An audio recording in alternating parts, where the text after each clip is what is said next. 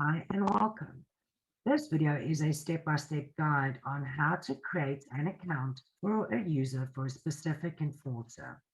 First thing you're going to do is log into your LucidView management portal.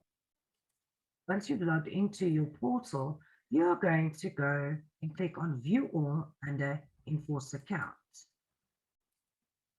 The reason why I've come here first, the admin email address needs to match the client's email address in order for the client to be able to access their enforcer.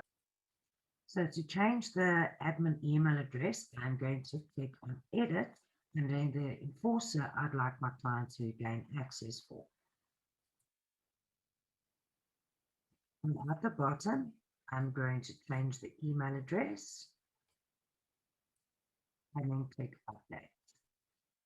And as you can see, the admin email address has changed. Now you'll be going back to your home screen.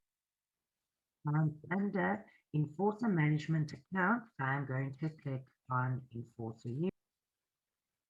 And now you'll enter their details. So first thing is their email address, client name, their password,